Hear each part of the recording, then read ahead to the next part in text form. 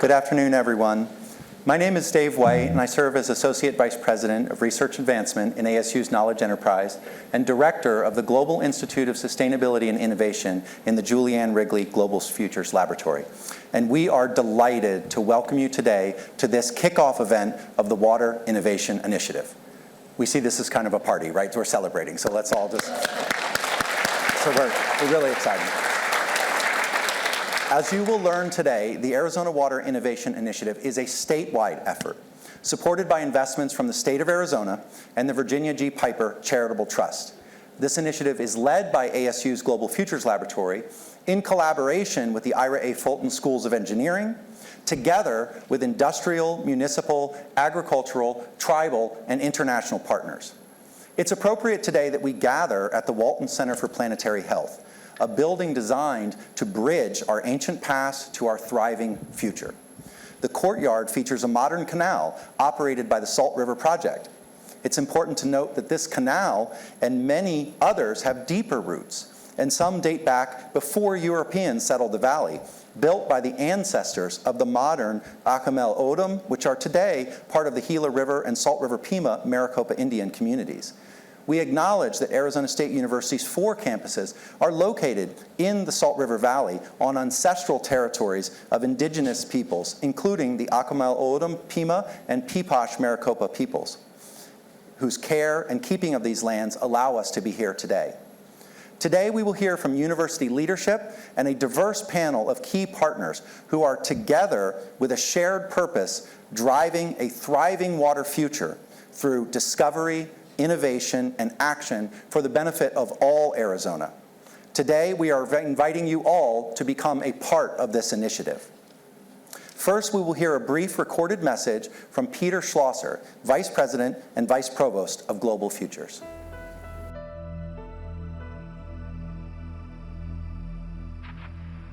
Welcome to the launch of the Arizona Water Innovation Initiative. How do we make best decisions to ensure a future that still has water? This question is central to the new Arizona Water Innovation Initiative, which we are here to celebrate today. The American Southwest is under increased pressure due to the use of environmental resources as well as climate change. And besides the rising temperatures, which everybody talks about, the dwindling water resources are one of the biggest challenges for a future of growth and human well-being in Arizona. Whereas climate change affects virtually all regions of our planet, there are hotspots of such change, and Arizona is located in a region that is more affected by climate change than others. We know from model projections since about 2 decades that the southwest of the United States is getting hotter and drier, and the past 2 decades have been the driest over the past 1,200 years. Such model projections are confirmed by observations. For example, in 2021, the water levels in Lake Mead and Lake Powell were the lowest since recording began. Now we have to be careful that we are not confusing climate change and weather.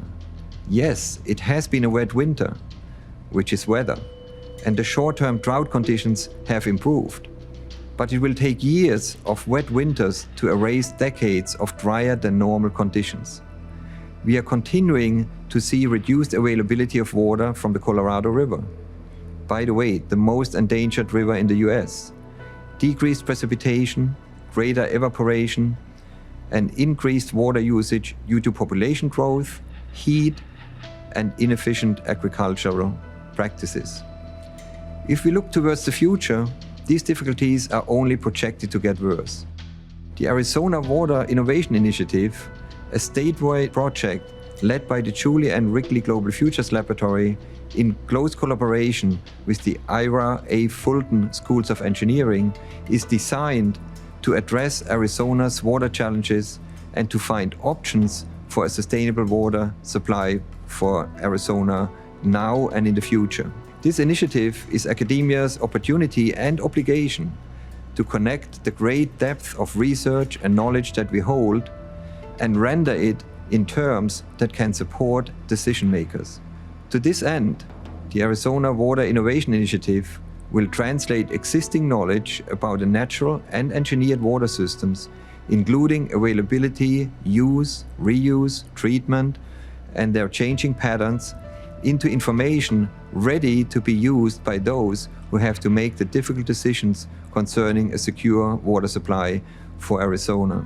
We frequently talk about the fact that we are living in the decisive decade, where the decisions we make today will impact the way in which future generations can live and thrive for hundreds, maybe thousands years to come. This is our moment to put the best science and scholarship behind decisions to ensure a future where we still have water.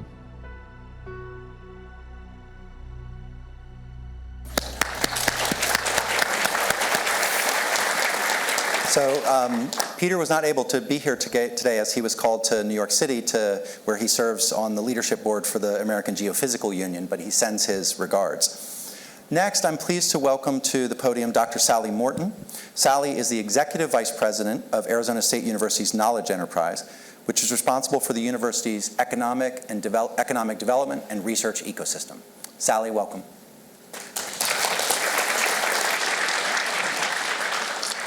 Good afternoon. I'm really delighted to be here with you and celebrate with you today. The Arizona Water Innovation Initiative exemplifies Arizona State's commitment to use-inspired research of public value. Knowledge Enterprise, the unit that I lead, is delighted to support the initiative. Knowledge Enterprise drives research, discovery, and innovation at ASU, and we are dedicated to changing the way the world solves problems. We are guided by the ASU Charter, which calls out our commitment to research and discovery of public value accountable to the communities that we serve. The Arizona Water Innovation Initiative, I note in particular the word innovation. Innovation is a hallmark of ASU. It's in the fabric of this institution. 8 years in a row, we've been voted the most innovative university. And we are here in a physical manifestation of that innovation, the Walton Center for Planetary Health, which houses the Julianne Wrigley Global Futures Laboratory, the first medical center for the world. Water is key to the Earth's health and to our health as well. This physical place is a magnet for all across the university, our community, and our diverse set of partners to come together and design together a sustainable future in which all life can thrive. The Arizona Water Innovation Initiative is a key part of that combined response to complex and urgent challenges of which we are all accountable to solve. In the Arizona Water Innovation Initiative, we will work to stimulate technological developments, partnerships, and applied research. We will promote entrepreneurship, technology transfer, intellectual property, spin-off companies, and a sustainable economic development to support high-value job creation by recruiting and retaining leading industries. This work will also take into consideration the complex governance and policy issues which surround water. The cross-disciplinary nature of the initiative demonstrates that transdisciplinary problem-solving is essential. We recognize the interconnectedness of the environmental, social, economic, and policy issues surrounding Arizona's water challenges. ASU has a rich history of water research, and we intend to build on our capabilities as a state convener and technical lead alongside our partners, taking advantage of our rich history of collaboration. Our communities and future generations need us to succeed together. Arizona has entrusted this initiative to all of us to provide evidence-based and actionable solutions that can be scaled and exported beyond this region. The state has invested in all of us. This is a critical moment. ASU is committed to succeeding with you to strengthen water resilience via a robust research, innovation, and economic development ecosystem. And I am honored to join you as we begin this meaningful and impactful work together. I'm now honored to introduce the 16th president of Arizona State University, Dr. Michael Crow.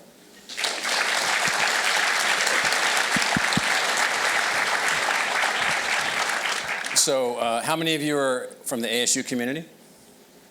Most of you. How many are not? The others. So here's a weird thing about universities. So we're a tormented institutional type. And we're tormented because we have always gathered really creative, very verbal, very intellectually oriented individuals into gatherings that we call universities, certainly in the same form that we're in right now for at least the last 1,000 years. And along their way, there has been this torment between, should we do practical things? Should we not do practical things? Should we do science inside the university? Should we do it outside the university? So that debate came down to a rough and tumble existence in England with Cardinal John Henry Newman between in the 1830s, 40s, 50s, and 60s, when he rose to intellectual, philosophical, and theological prominence in British history.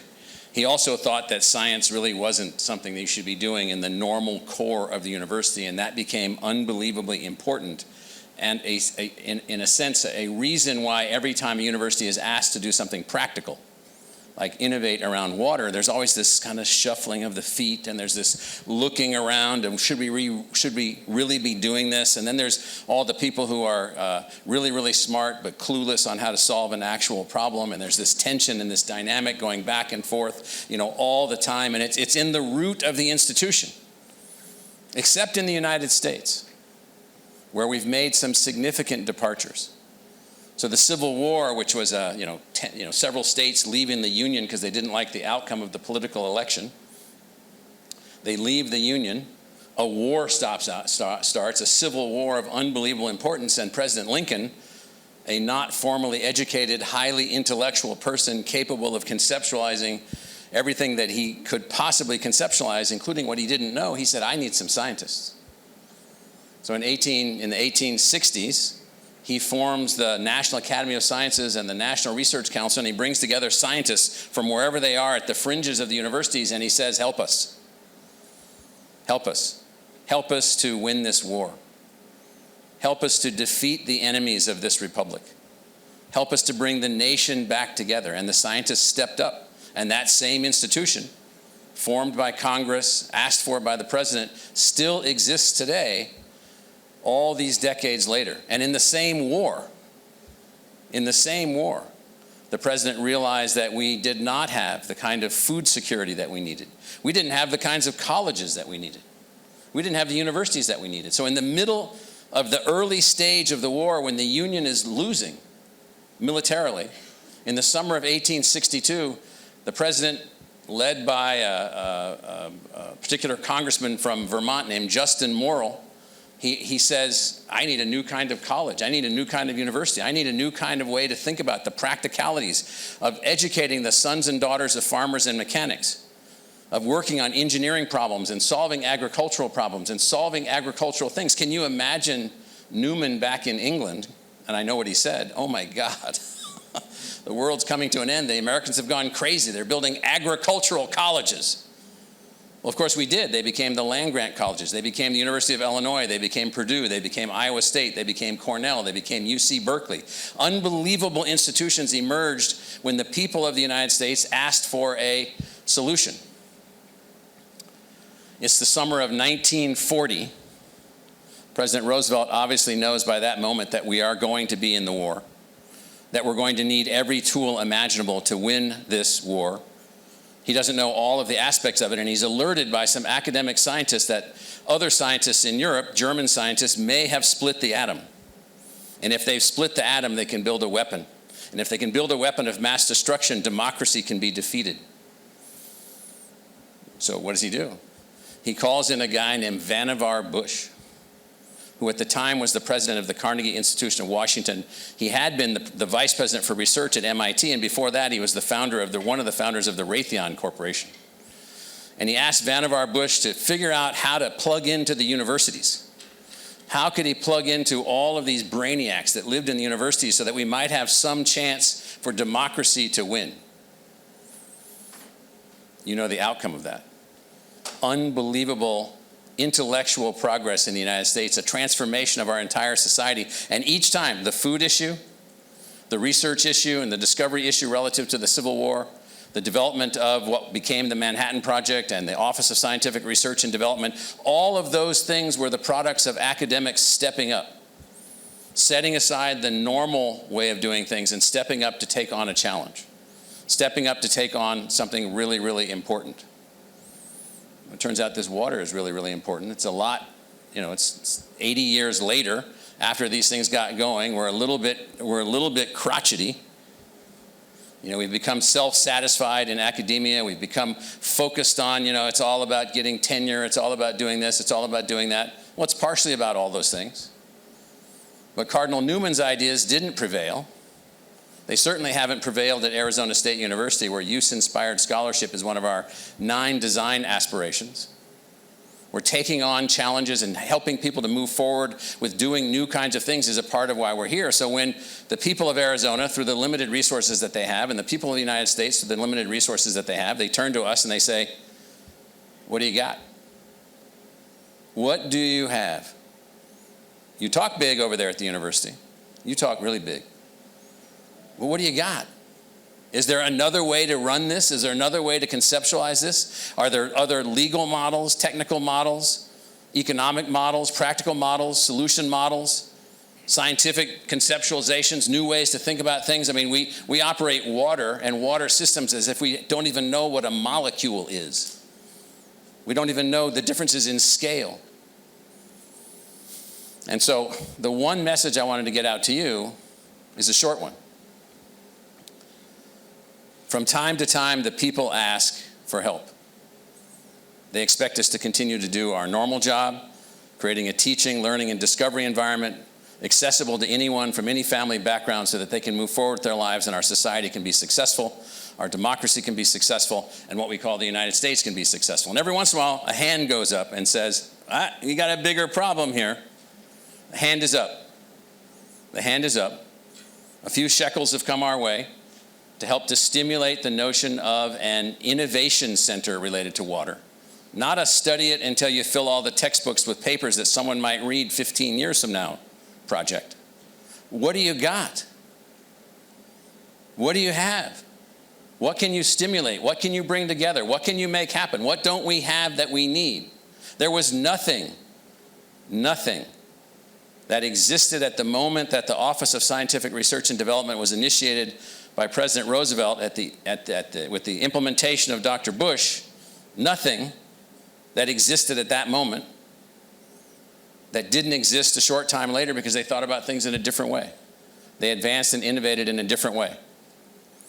And that was like crazy physics professors from Berkeley. You're supposed to laugh at that.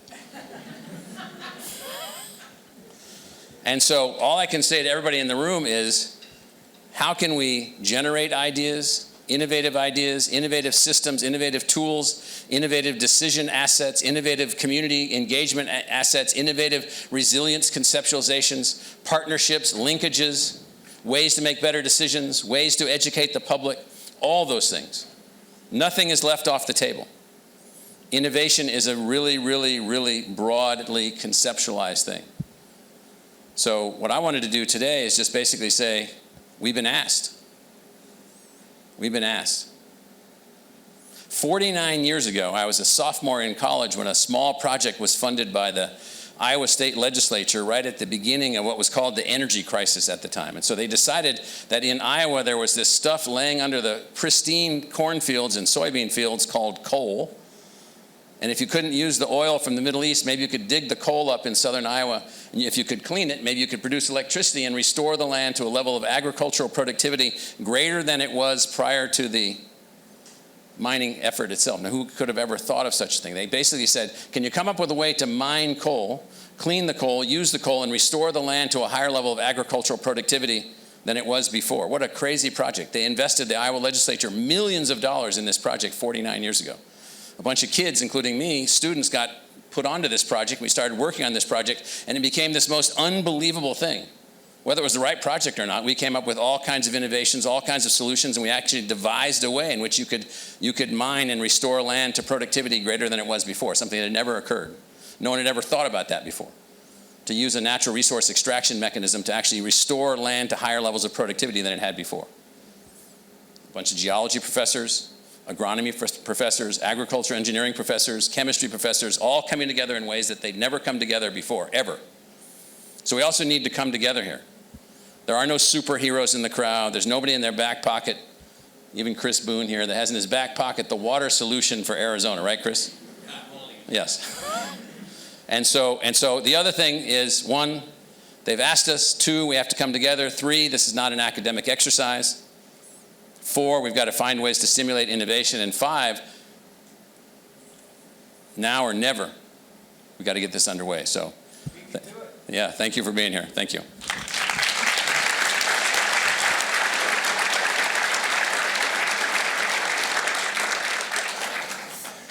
Thank you, President Crow, for those motivating words. We appreciate your support of this effort, and we recognize the importance of this initiative to the state and to the people of the state. As we welcome our panelists to the floor, as well as our moderator, I'd like to introduce Sarah Porter. Sarah is the inaugural director of the Kyle Center for Water Policy at the Morrison Institute.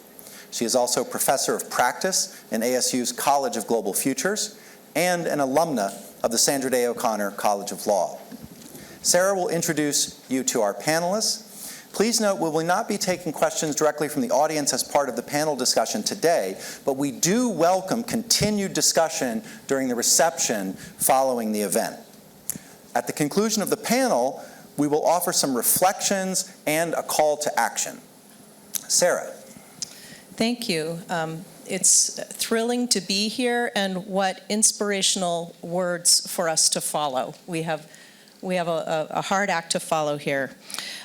So I am so delighted to be sitting with these folks. They are kind of people that you might see on a typical water panel, and they're kind of people that you wouldn't see on a typical water panel in Arizona. And that's because our discussion today is not going to be the typical discussion of a water panel in Arizona. So let me briefly introduce who we have here. I'm very happy to have Steph Smallhouse, the president of the Arizona Farm Bureau. And we have Todd Brady, who's the Vice President of Global Public Affairs and Chief Sustainability Officer for Intel. We also have Krista McJunkin, who is the Director of Water Strategy for SRP. Just imagine being the Director of Water Strategy. And we have Patrick Dent, who's kind of Krista's counterpart, but his title isn't quite so exciting. It's Assistant General Manager, the Assistant General Manager of Central Arizona Project. And we have Chris Camacho, the CEO of the Greater Phoenix Economic Council. And so what we're going to talk about today during this panel is the perception of these folks who represent a kind of a diverse set of expertise on how ASU can work with them and work with the larger community, work with the sectors that they represent to do just what President Crow said we need to do. We need to work together with other Arizonans to find solutions for the water challenges that our state is currently facing. So I thought I would start out by touching on some collaborations that have already occurred or are underway. And let me start with Patrick, because there's some really interesting work that ASU researchers are doing with Central Arizona Project. Of course. Thank you, sir. I appreciate that. So grateful to be here today and to be part of this kickoff event. At the Central Arizona Project, certainly are focused on diverting Colorado River water into central and southern Arizona. And I was so excited today to know I could come participate on a panel that wouldn't be Colorado River focused, but it was in your video. Sorry. And it may come up again. So I can't make any promises. We certainly have been engaged with ASU as we've worked on certainly drought and climate change in the Colorado River Basin. And so I wanted to touch on just a couple of those. Dr. Enrique Vivone has partnered with CAP and other water users in the basin to look at the effect of climate on runoff efficiency in the Colorado River. Certainly one of the things that we've observed in the 20-year drought is we have had years of regular to normal snowpack in the basin, but have seen less runoff efficiency. And certainly this project has helped us to understand the mechanisms of that and inform our thinking about how we can better understand what will result in stream flow and an available water supply in the Colorado River. ASU has been there as a partner with us. We've worked with other partners that we commonly work with in the Colorado River Basin. There are many states that are interested in that information, and so that kind of unique collaboration that have brought both the researcher along with the practitioners of those who are delivering Colorado River water together has been a helpful way for us to both understand our water supply, but also work in the policy and legal space as we seek to find solutions on the Colorado River. I would say additionally, we've also partnered with the university in a very practical way. In an operations and maintenance perspective, we operate the Central Arizona Project, which is a canal that brings water, as I said, into central and southern Arizona. And as I understand, I was informed by my biologist as I was doing research this morning that here at ASU, you are growing CAP-specific algae in a laboratory where we can learn, study, and defend ourselves from it. And so that direct collaboration on a specific O&M issue has been a place that's been immediately beneficial for us at the Central Arizona Project. Wonderful. And that research that you mentioned first with Enrique Vivoni's team, that's funded by NASA, isn't it? At least in part. Yes, it is. Thank you for reminding me. The NASA, our space science agency, funding research on water and really riparian flows, or how water's moving over land, so that a city and agriculture and tribes and other water users, industries can benefit from space science. Is that about right? Yeah, so I can add to that. Certainly that's helped us to inform our understanding of not only what is happening on a very landscape scale within the Colorado River Basin. That information has helped not only our scientific and modeling approaches, but we've had conversations with our board and our public policy on the kinds of things we've been learning through this research to help us better understand why we're seeing reductions in stream flow in the Colorado River Basin.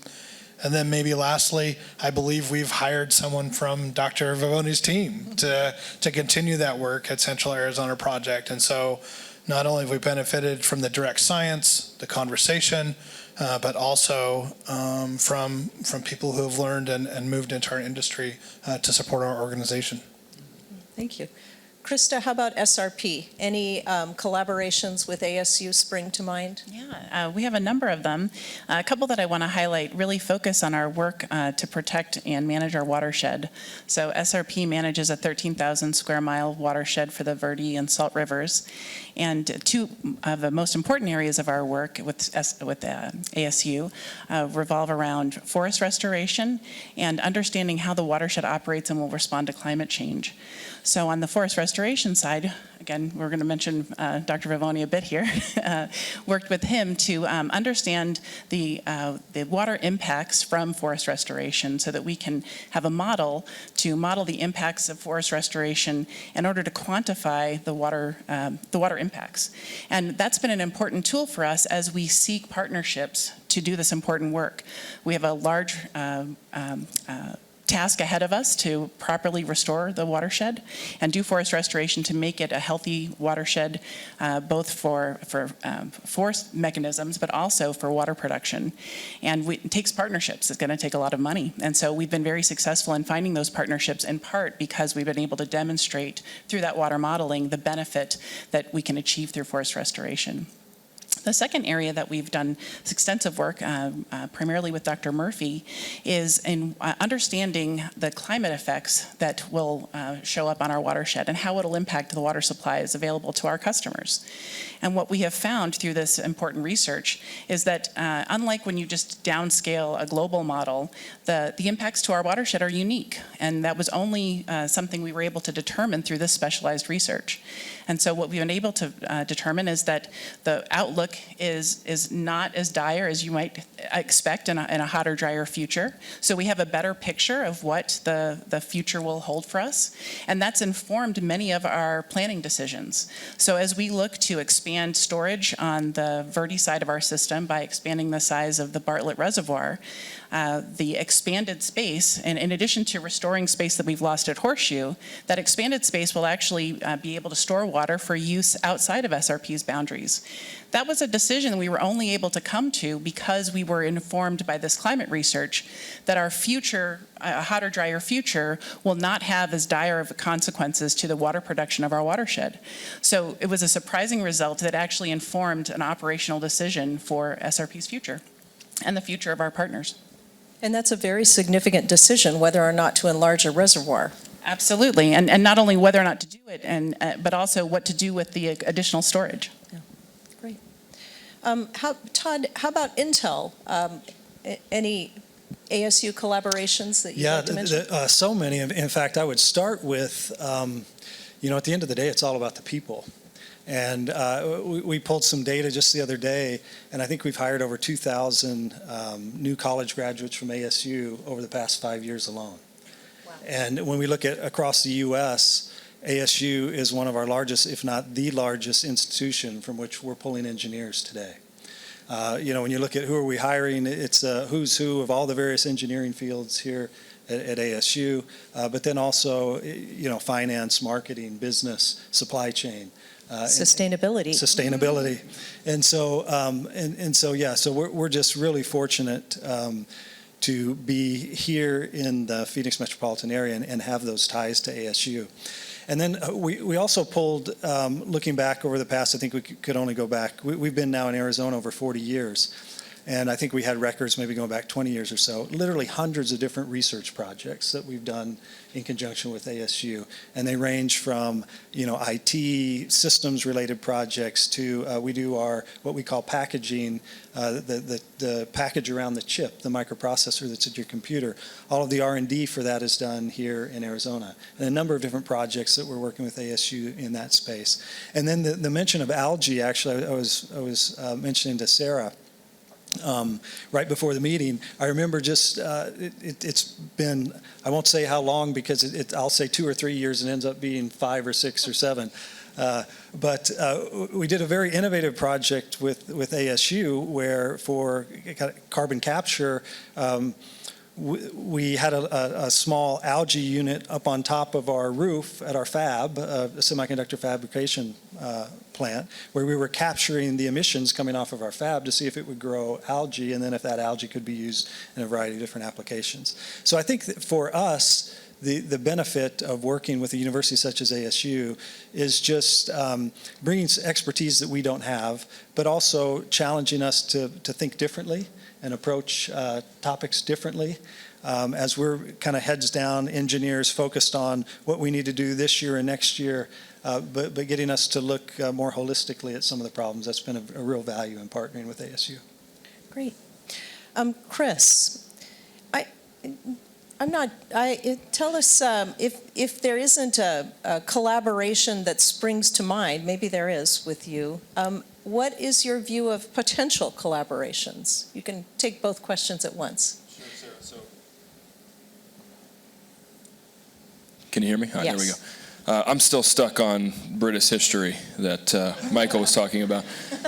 Reflecting on that, I would say there's so much interconnectedness between Greater Phoenix Economic Council and what I do every day, working to build this robust innovation-centered economy with ASU, whether that's the innovation zones, we're out marketing and showcasing the different real estate opportunities that exist. I've worked for years with Grace and Kyle, engineering school, to ensure that companies like Intel and many others have direct throughput of the labor needs that companies need. And in working with Sally and Michael in so many different ways on the applied research front. But what I think is important about this conversation today, I'm someone who's done site selection or supported the site selection process for companies like Intel, which has made a $20 billion investment here recently, and also other major semiconductor companies around the globe deciding to come here. But in addition to that, advanced electronics and other more sophisticated companies that 20 years ago were not looking at Arizona or Greater Phoenix at any level compared to what we're seeing today. Now, what happens with that comes a much more sophisticated delivery system in regards to water availability, water redundancy, the resiliency of the energy grid, air quality, in addition to talent, taxes, the regulatory policy environment. The world has gotten so much more complex in the last 20 years, so this alignment with universities, what I'd leave you with on that question, Sarah, is Arizona has a rich history of doing big things when it's needed to. So you think about the time when the Hohokams were here, lining the canals, President Johnson, President Roosevelt, many of the leadership here, I see Senator Kyle, with the 1968 CAP, the 1980 Water Management Plan. All of these important water decisions laid the foundation for really the 7x population growth and the 11x economic growth we've seen since the 1960s.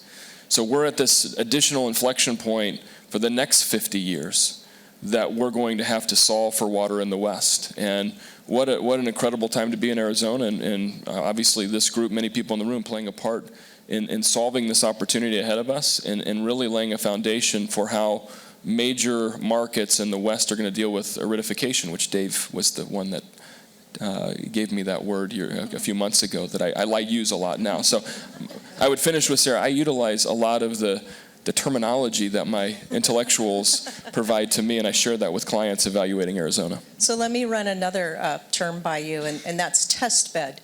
It sounds like you're saying that the Phoenix area and Arizona can be kind of a test bed for proving new water management or water technology concepts that might be scalable. Is that Yeah, I won't pretend to be an expert because we have incredible expertise on the panel here, but what I would tell you in terms of water, what I would share though is you think about Arizona's rich history and proving grounds. That's another term for test beds. We tested hot weather vehicles, OEMs for the automotive sector. We've done a tremendous amount of R&D testing for the defense sector for 60 plus years. The transistor was developed here. There's so many things that have happened here. This next wave, again, around, I think, air quality, around water, both conservation and new technologies. There's some people in the room that have technologies around pulling water droplets from the air and utilizing that water for potable water and agricultural uses. And then lastly, the energy grid. To me, this should be our moonshot mindset of being the proving grounds for the West Coast and maybe even the country for testing, validating, and ultimately integrating these novel technologies in addition to the conservation practices we'll put in place. I think it's an and, not an or. Thank you. So Steph, when I sent out an email asking for the panelists to maybe think about whether there was a collaboration with ASU that they would want to share.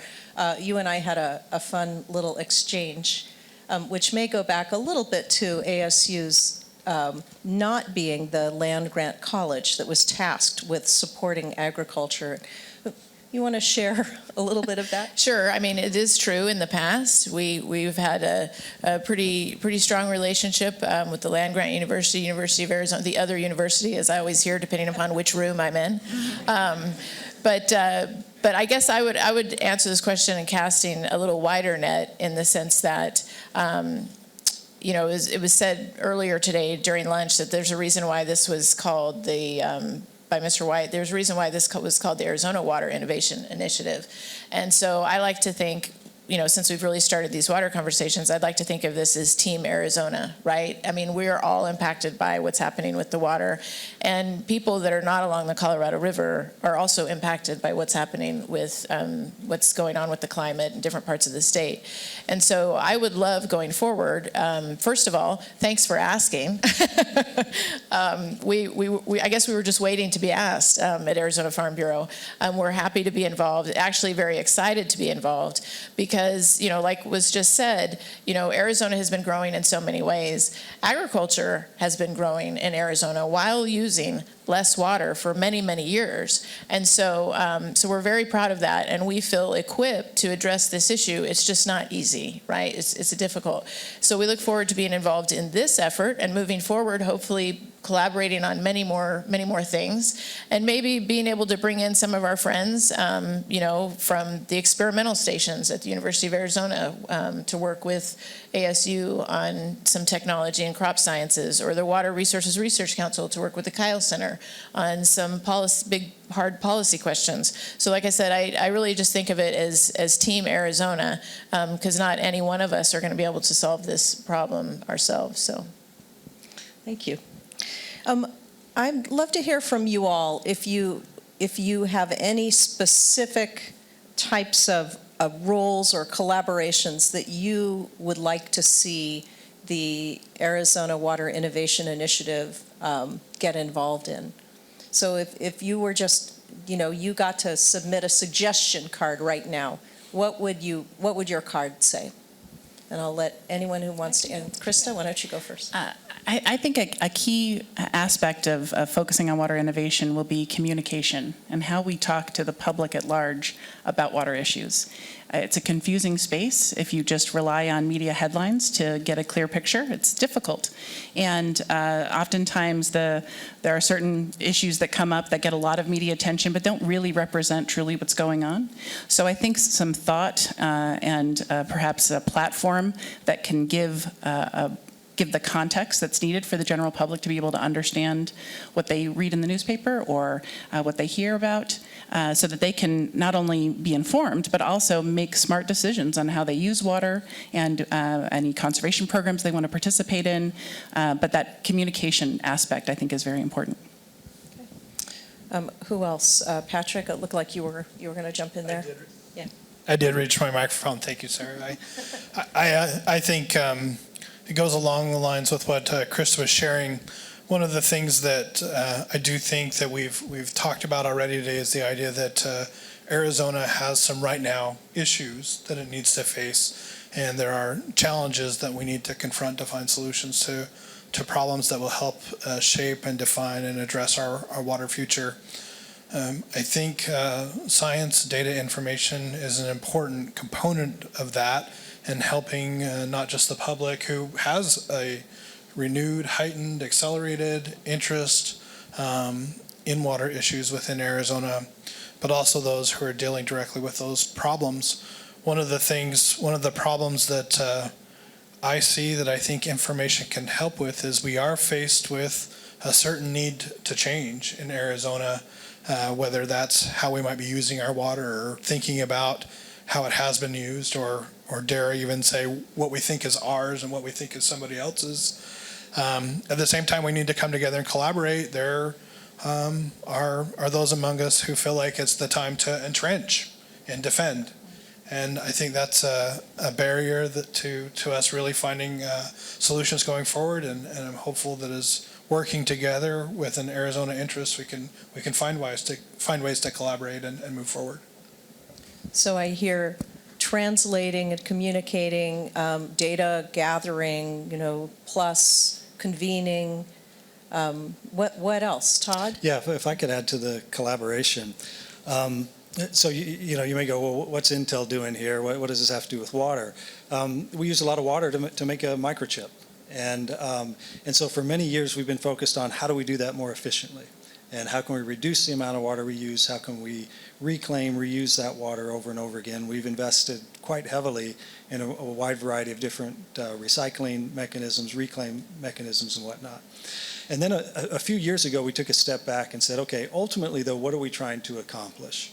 And what we want to accomplish is what we came to, the conclusion we came to was for every gallon of water that we're extracting from the watershed, can we put that gallon of water back, or even more than a gallon of water back? And ultimately, that's what makes us whole with the community, right?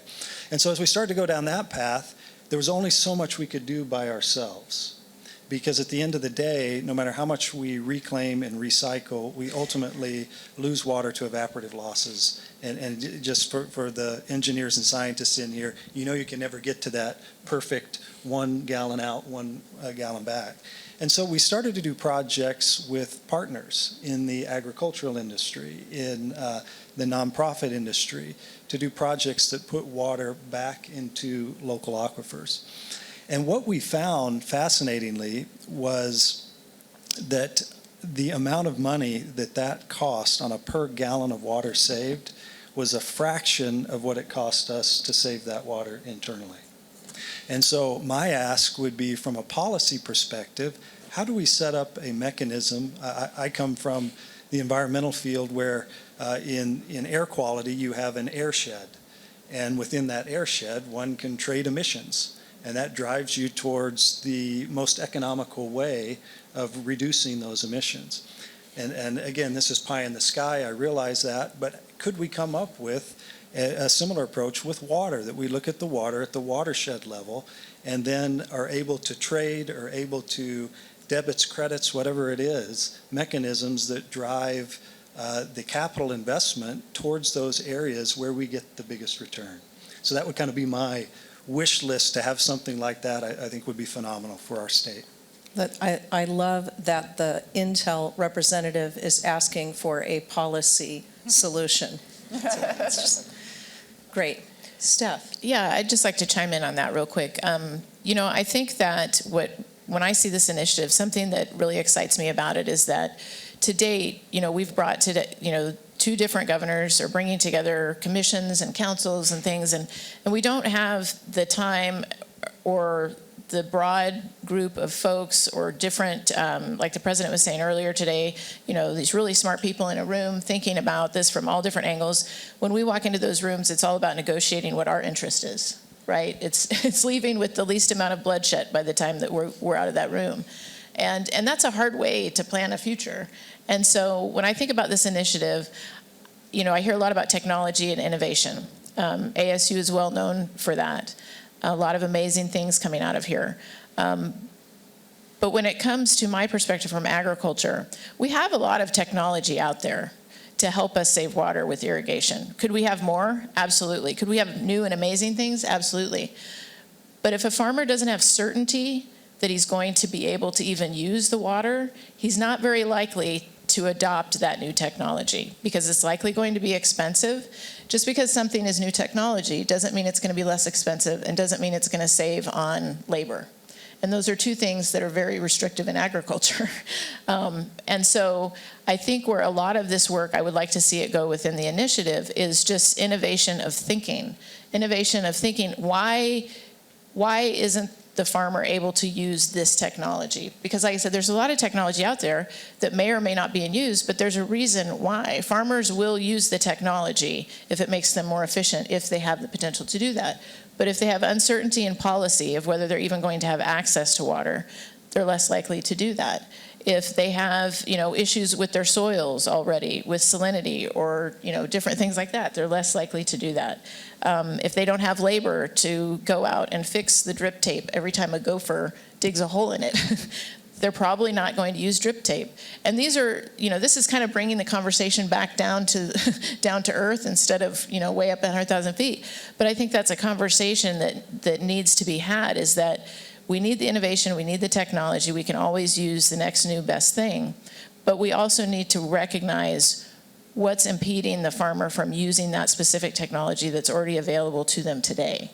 And so I think that there's a lot of thought leaders within the Kyle Center, you and I were talking about the Decision Theater earlier today, that can basically take this puzzle and take it all apart and then try to put it back together again and say, okay, if we fix this over here, then maybe we can get a positive impact over here. So That is super thoughtful, interesting for us to start working on, people.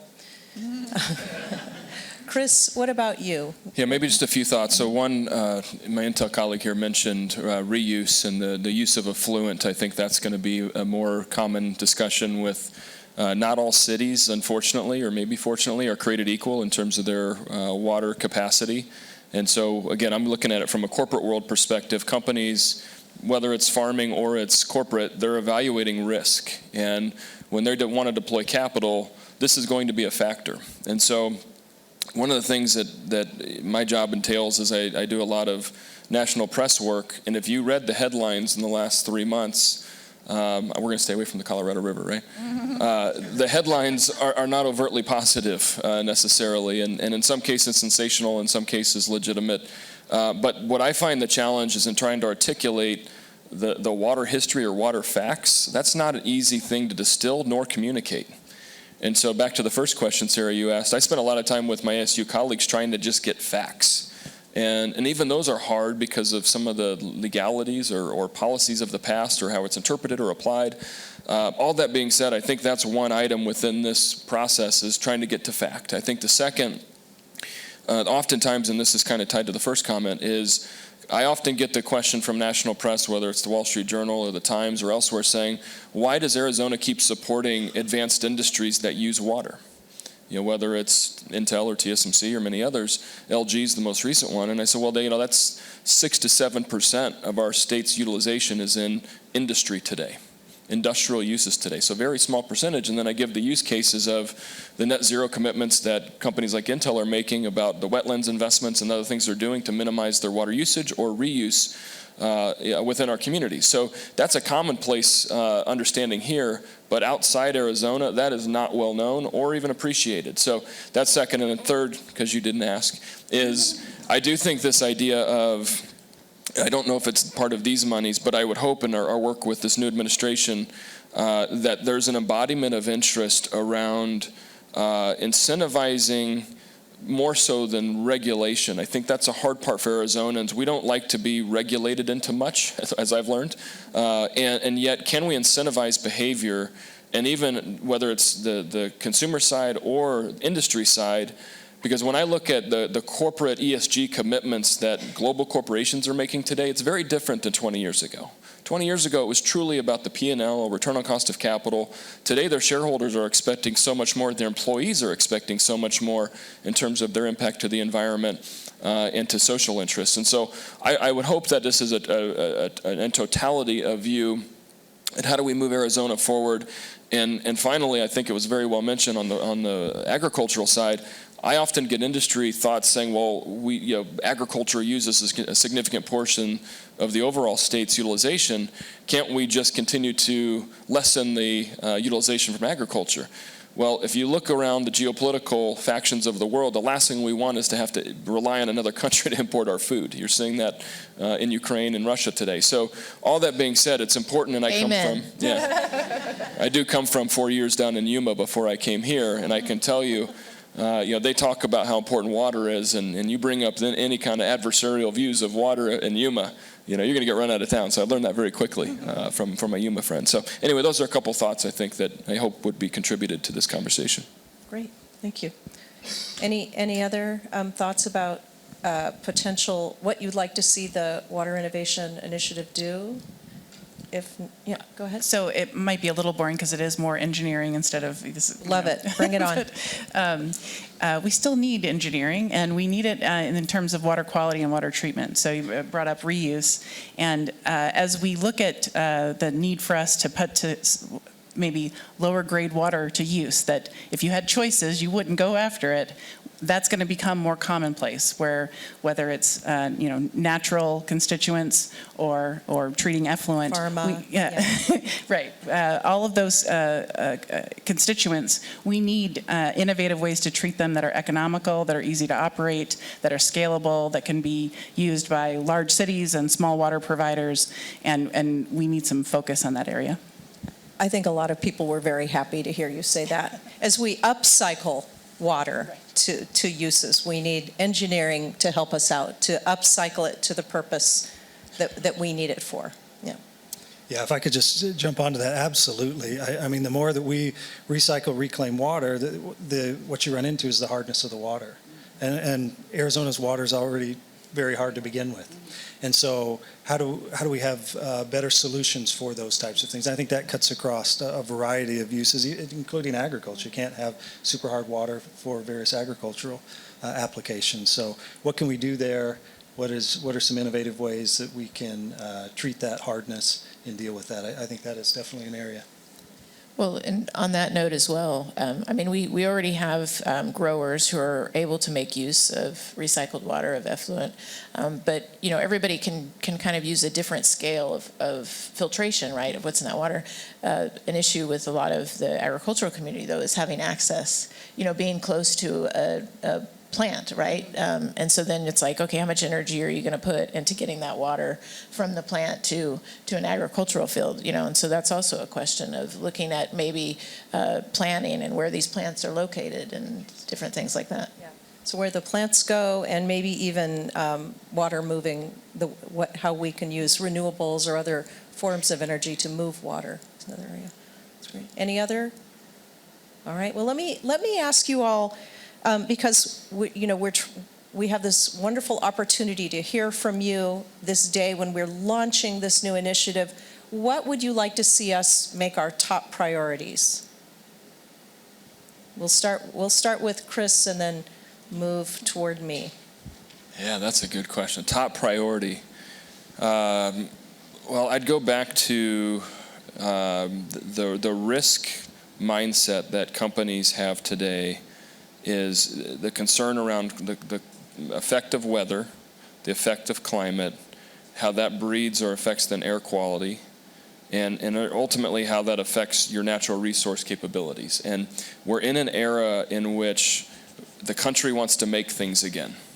We're making semiconductors, we're trying to build an industry out of electric vehicles. It's going to change the composition of where we get rare earths to all kinds of minerals, so it's going to change the climate around mining. So to me, at the end of the day, it's trying to eliminate or alleviate best we can risk for our residents and risk for companies by having resiliency practices in place that combine elements of conservation, which was mentioned, elements of reuse or reuse of reclaimed water, and continuing to harness what I've seen from SRP, who's a big partner, or a significant partner of ours, continuing augmentation practices while we're looking at long-term potential solutions for augmentation. And I think that's, in my mind, how I think about it, is there's some short-term things we can be working on. I hear some pretty wide-ranging long-term solutions that I'm not certain when I talk to the experts if we're fully there yet. But I think we should be thinking about the here and now, because it is a challenge here and now, while we think about the Arizona of 2040. What are some of those things that we should be putting in place while we're testing and validating, hopefully, these new technologies? Because I will tell you, on the venture side, the number of companies I'm talking to today in climate tech and virotech, I was not talking to at all 10 years ago. There's probably 50 of the most elite companies around the world considering doing something here because of the opportunity that our weather, our climate, our landscape affords, which is a really unique thing we can leverage. Patrick, what would you like to see us prioritize? I have a couple of specific thoughts. So I would start with, I think I'm picking up a little bit where Chris left with, which is this idea that I think we are observing and living in change constantly. And as we see in Arizona, and feel some of the stresses of the pull of water from historically very large agricultural use, which clearly continues to have a role within Arizona, to more industrial and urban uses and growing population centers. Thought about how that change occurs and how we manage the water supplies as we see a different Arizona unfold in front of us. The other thing that I think that the Innovation Center has the opportunity to do here at ASU is continue to be an education institution as well. I'll reflect on my own experience as an engineer. I was most comfortable with the other engineers, and still am, frankly.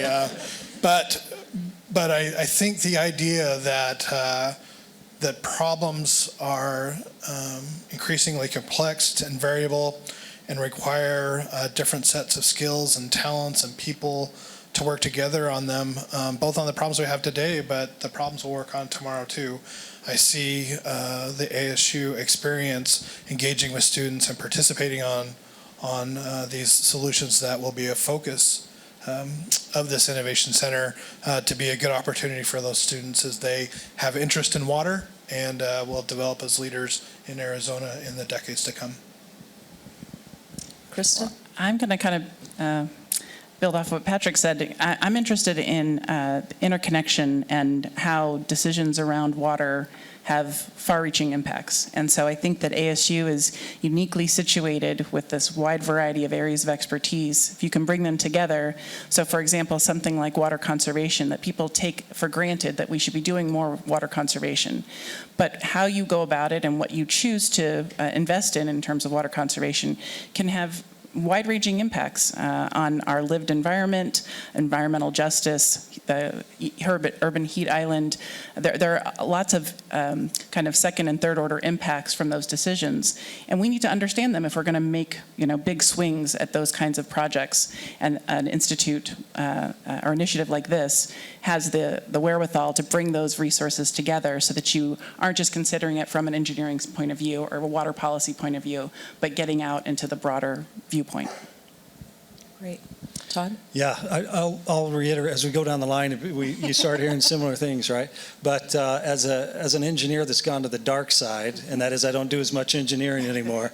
I think, and you're hearing that, we need to bring everybody to the table. And you see this just with the panel here. I think in doing so, you get so many better ideas, so many better solutions than if we're all trying to work our one independent piece. So that'd be the one thing. And then the other, Chris mentioned, we just made a $20 billion investment in Arizona. We've been here 40 years. We want to be here another 40 years. And so from a selfish perspective, what I would love to see is, what is our roadmap that 50 years from now, we've got water and we've grown. And so it's almost like a moonshot for the organization and by the way, I'm happy to talk to anyone about all the technical needs we need, because there are many, and we can go through those. But at the same time, we can't lose sight of the big picture, that it's not just about this year and next year, but it's 50 years in the future where we want to be here in Arizona. All of us want to be here and have a sustainable future as it relates to water.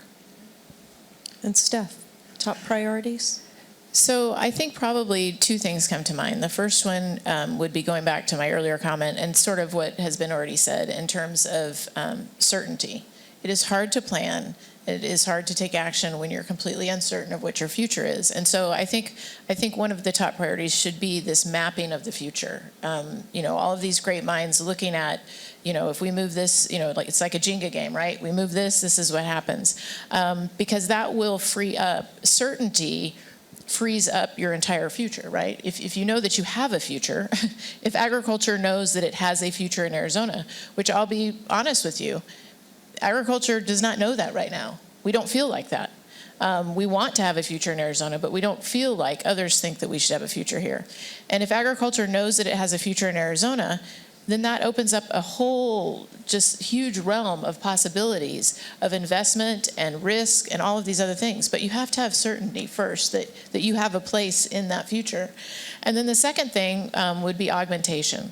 I would really like to see, some innovation, some just not even, maybe just some basic revisiting some research. The Arizona Water Blueprint, which the Kyle Center has done, we have a bunch of spots on that map that identifies local storage. Well, what are we going to do with those, right? We can't have centralized water management in Arizona, right? We have to decentralize it in a way that we can go to northeastern Arizona, we can go to southeastern Arizona, and we can look at the possibilities for augmentation and think of innovative ways to do that. And on top of that, anticipate. We give up so easily. We that's not going to happen because, there's too much environmental analysis and people are going to get upset and da. Well, I went to the Hoover Dam a couple of weeks ago. Always amazes me. I sure am glad they didn't give up, right? I'm sure I'm glad they thought, are you crazy? We're not going to be able to build this, and we're just talking about localized augmentation. And so I would love to see the initiative really zero in on these areas of the state look at where local augmentation can happen, anticipate and mitigate for the legitimate concerns that people have, right? Because we're all stakeholders, we're all in this together. If everybody's not on board, then you get stuck. And so, take the time to develop those relationships and to say, what's your biggest concern here? How can we mitigate for that? Because we have to plan for the future. We have to have, decentralized storage. We have to have more augmentation around the state. And I think about the state land department. The state of Arizona manages all of this land. What are we doing in terms of water planning, looking at what can the state do to invest in its own resources in terms of management of the watersheds, like SRP has been working on really, forever, in terms of the forest. Well, the state land department could be doing the same thing, So how can this initiative pull in the state of Arizona and say, okay, land department, where are some areas where we can improve our water infiltration, especially into these areas that are closed basins, that we absolutely have to catch every drop of water for storage. So those would be the two things I would be at the top of my list, would be mapping the future for certainty and augmenting, really getting down into the details and looking for augmentation opportunities. Some great suggestions from all of you. In our final couple of minutes, I would welcome you to share any words of wisdom or words of advice that you have for us as we embark on this exciting new initiative. And I think I'll just go from Steph across to Chris. Any last words, final thoughts, words of wisdom, advice? Well, I guess I would just say, obviously, I'm speaking from an agricultural perspective, because I believe that's why I'm up here. I don't want to imagine an Arizona 50 years from now where you look at the graph and, economics, growth is like this, and agricultural production is like this, because eventually a graph like that doesn't work out too well. You can't have growth, you can't have success without having food production. And we happen to do it very well in Arizona. We are not growing food in Arizona in spite of the climate. We're growing food in Arizona because of the climate. And we grow things like alfalfa, we raise dairy cattle, we grow Durham wheat, we grow leafy greens very well here. We're very good at it. And that's of importance not only to the state, but to the nation. And so, agriculture did not cause this shortage. And fixing a water shortage should not then cause a food shortage. And we can totally do this. We can walk and chew gum at the same time.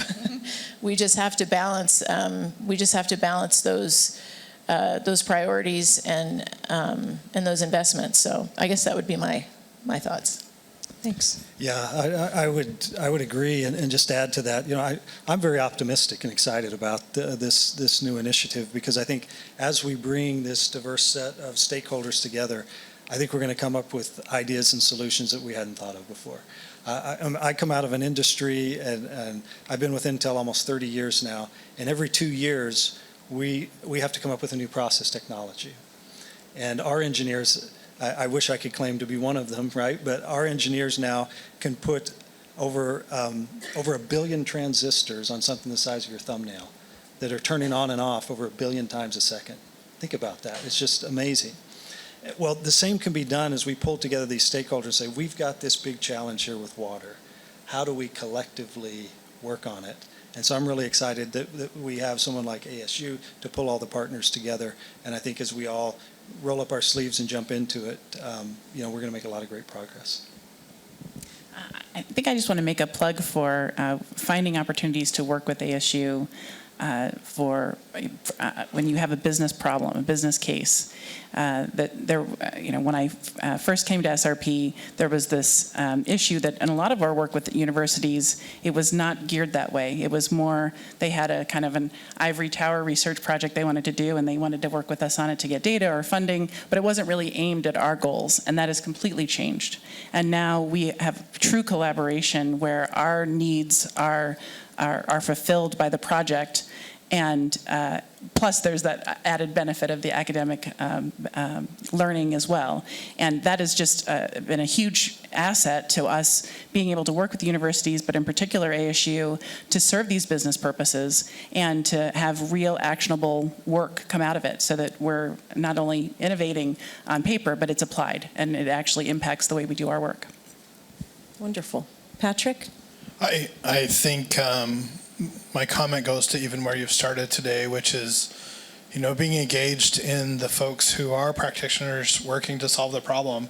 That collaboration, I think, is key. I would reflect back to my initial sharing of our partnership with ASU on looking at effects in our watershed in the Colorado River Basin. I think getting a response and working on things that are helping drive toward the solution you need requires communication and coordination across those who are working hard to solve those problems. Thanks. That would have been a good one to end on right there. I guess one final additive thought would be, while supporting conservation in practice, I do believe that the money's been there, placed there by Congress with $800+ billion with the IRA and the IIJA, BIL, leveraging those monies into this transformative move. I think would be remiss if we didn't do that. And then lastly, I would say on the innovation front again, my hope that we'll look back in 2050 and say, this led to something so extraordinary on the novel innovation side. That new intellectual property was created here, scaled here, implemented here. And that would be, in addition to all the other practices of things we know and are certain today, there's so many technologies that we're seeing in their first foray that will change how we go about solving these problems. And my hope is that we become a place that not just imports other places' IP, we've been known for that, but we stimulate our own intellectual property. And that's what I'd hope this would be. Please join me in thanking this fantastic panel.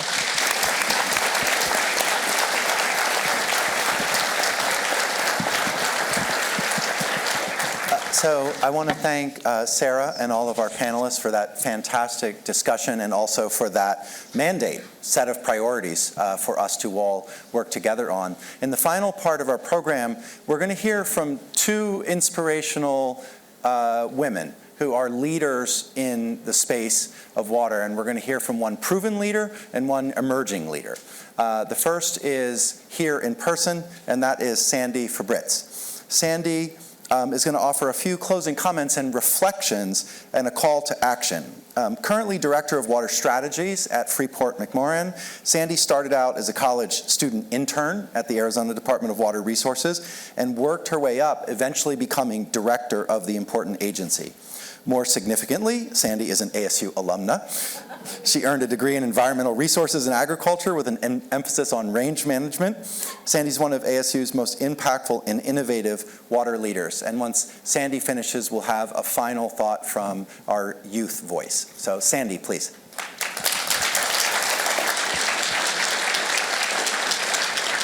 Let's give our panelists another hand, and thank you ASU for doing this. This was really, really amazing.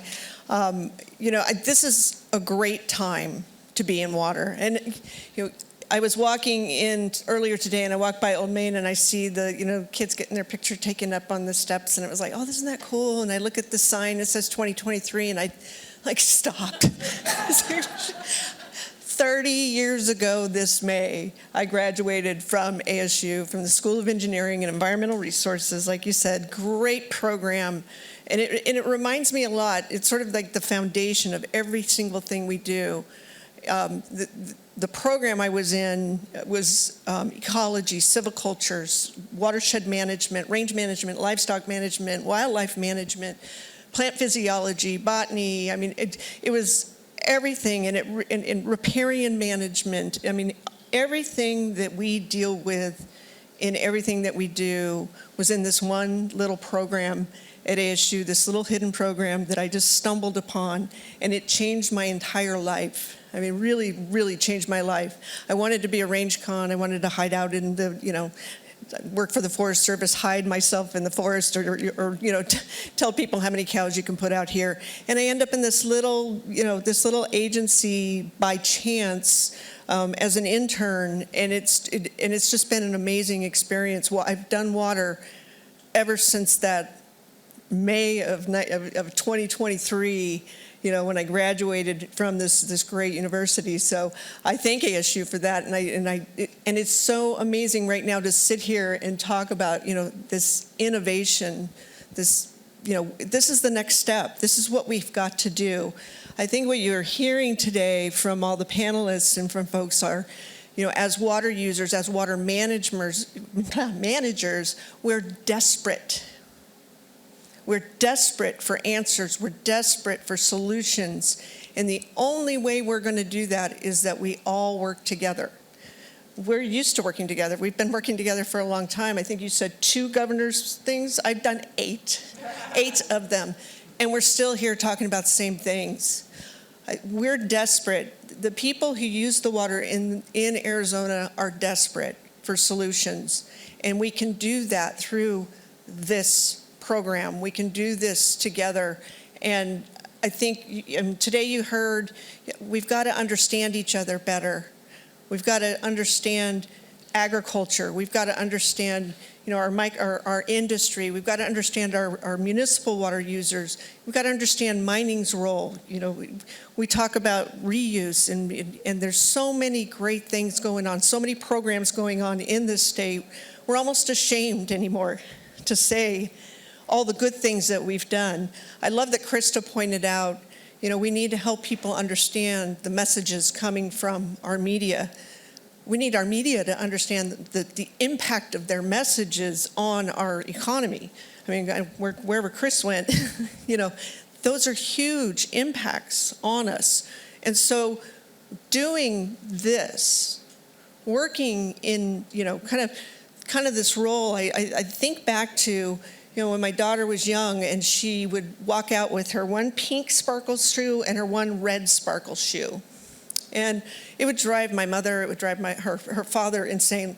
She's got to put the same color on. It's like, choose your battles, know your role. And she was so happy with her pink and red sparkle shoe. It made her happy. Well, we want to deliver water. We need the university's help in doing that. And so this, the call to arms, the call to action is we've got to do something now. We've got to stop sitting in rooms and talking about it. We've got to stop putting reports together. I mean, those things are so important, and all those things have provided great information that we can all utilize. We don't need to recreate the wheel, right? We need to take action. We've got an administration that's ready to take action. We've got this innovation, utilizing this money. We've got, a federal administration that we're getting money to do things that we've never been able to do. And so let's do it. That's the call to action. Let's do it and stop talking about it. Let's go. This is it. This is the time. So I thank you so much.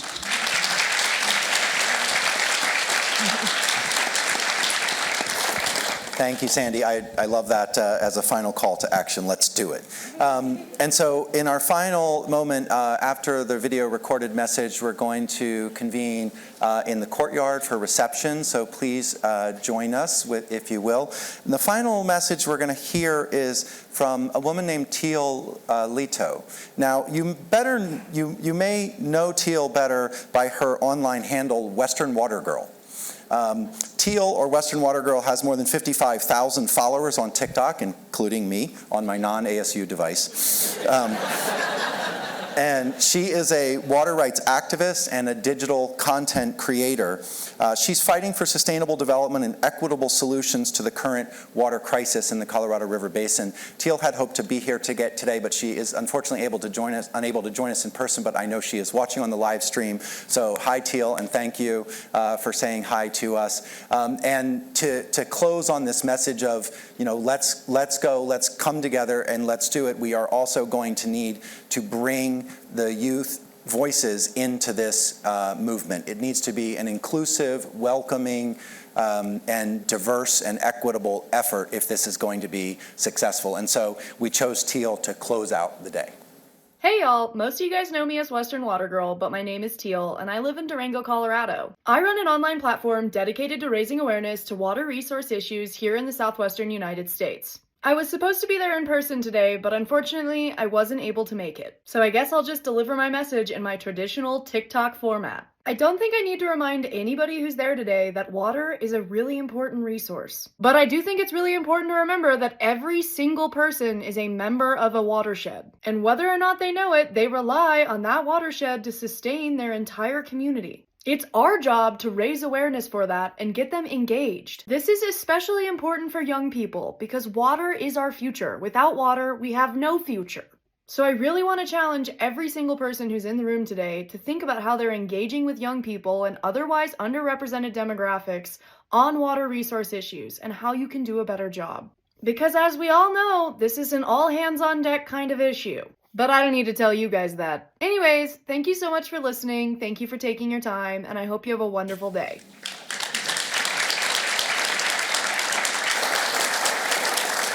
And so with that, we'll close today's kickoff event. Once again, thank you. This is not only a celebration and a kickoff, but it's an invitation. We're inviting you to be part of this effort, to join us, to be our allies, our advocates, and our partners in this effort. And now we're going to move out to what looks to be kind of a windy courtyard out there.